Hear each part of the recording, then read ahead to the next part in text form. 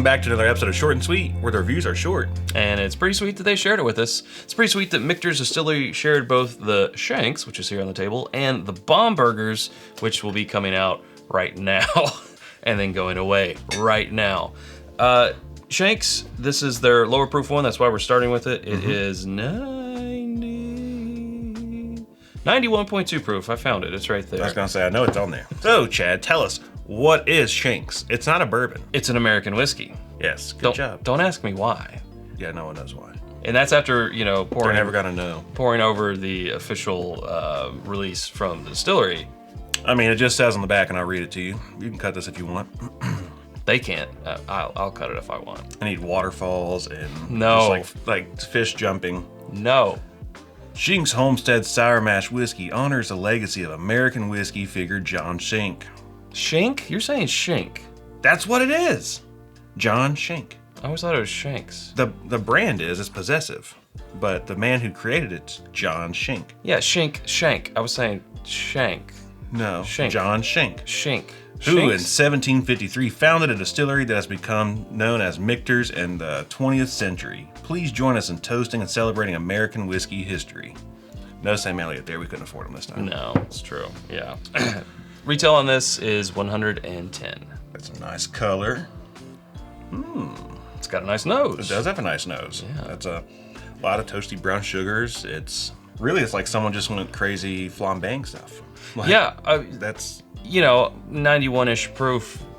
A little lower proof, especially for us, for us. Well, it's just, we do like higher proof things, but it has a really full nose. Yeah, the nose is big. Yeah. A lot going on. It definitely noses at like 120. Yeah. Yeah, I mean, it's just a lot of brown sugar, burnt sugars, caramelized sugars. It's got some oak and a little bit of like fresh leather and honey. There's a different type of wood there. I can't quite drill down onto what exactly that is, but It's almost like cedar woody, sandalwoody. it is almost cedar, yes. That's what you put in the closet, like your closets, right? Right. Yeah. Keep them moths away. All right, we got another one to do, so let's go ahead and get at it. To your health. So the wood comes out more on the palate. A little wet woody. Definitely cedar. Definitely cedar-esque. The palate is falling short from the nose. For me. Well, perception of proof-wise, yeah. As you Yes, said, yeah. it was nosing like it was almost like a 120 proof thing. The palate definitely doesn't give off that impression. No, it's not at definitely all. drinking like it's around a 95 proof. It drinks its proof. Yeah, for sure. But there is something in there that almost makes me think There's a green finish, like a yeah. light finish. Now, as we said, this is an American whiskey. It's not a bourbon, so there's lots of things that could have been done to make it an American whiskey as opposed to a bourbon. Use barrels, distillation, barrel entry proof, finishing, flavors, additives. Yeah. It does have a slight bitterness to it, mid palate. That's really showing off some oak, but that brings in that finish quality, almost like port-esque or something. There's nice fruit notes mid palate. For me, the mid palate's the best part, but I really can't put it together. Yeah, I feel like for me it is this toasted vanilla quality that almost seems unnatural, and I mean that as in you couldn't get that flavor just from maturation. Right. So that's what kind of like, well, there was some other aspect of finishing or something that was added to it. And I'm not saying that that's what happened, but that's what it's coming across as. But Right. that's also holding it up to like a bourbon palate. And again, this is not. Right. We drink a whole lot less American whiskeys. Bourbon is American whiskey, but just American whiskey than we do bourbon. So I feel like we're holding it to a bourbon standard, which in this case wouldn't be proper. And at 91.2 proof, I think definitely on the palate it comes across as that, hey, 2,799 bottles for this batch. I don't know how many. Yeah. They do different batches, but I feel like I'm enjoying it more than you are. I think it's I like it. good. In years past, Shenks has always been my favorite over Bombergers. So going back in years, like I'd like to compare this to, last year's, especially like 2019 or 2020, I can't remember which one, was one of my favorites of all time. Yeah. I don't dislike it. It's just, like I said, I've liked older ones better. Okay. So, all right.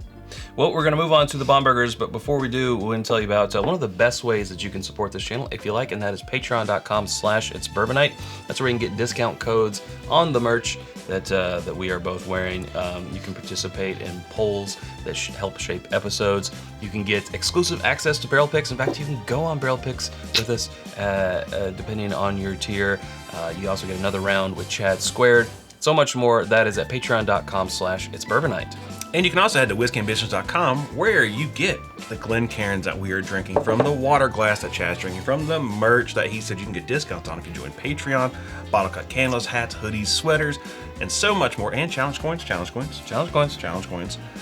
Once again, that is whiskyambitions.com. We'll be back right after this.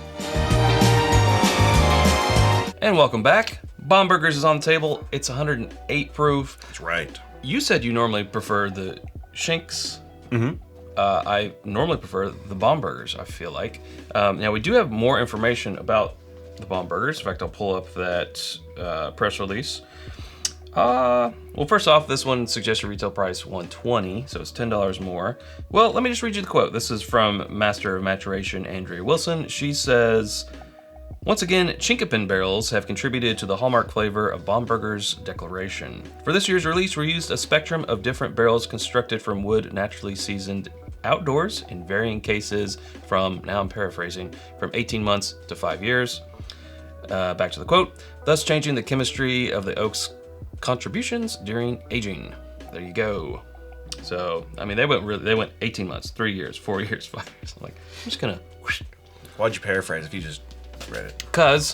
So yeah, 108 proof. This is a bourbon. Chinkapin oak has been used in the maturation of this. Let's see what we got. Do you know what Chinkapin oak is? That's the chipmunk's favorite oak.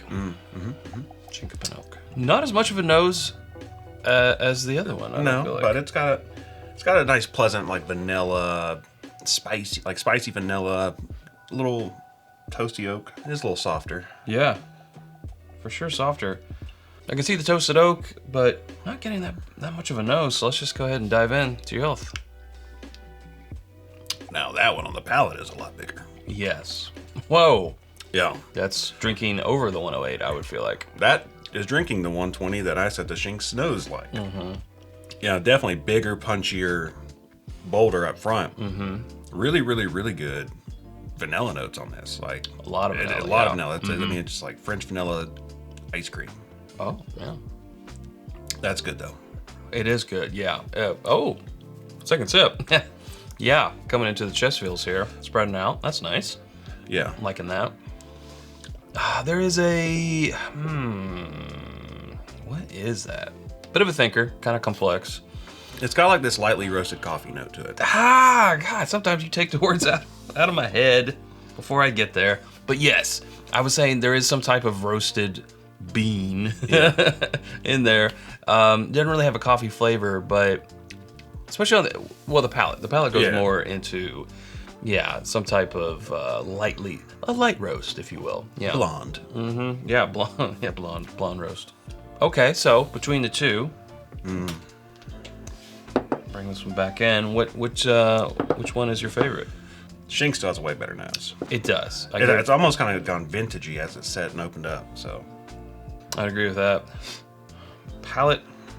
Go Shenk's first.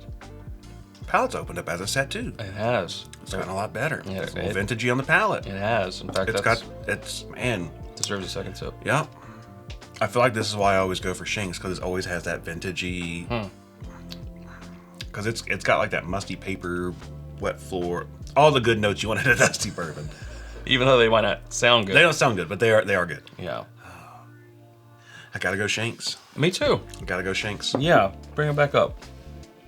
I have it. You have it. Bring it back up.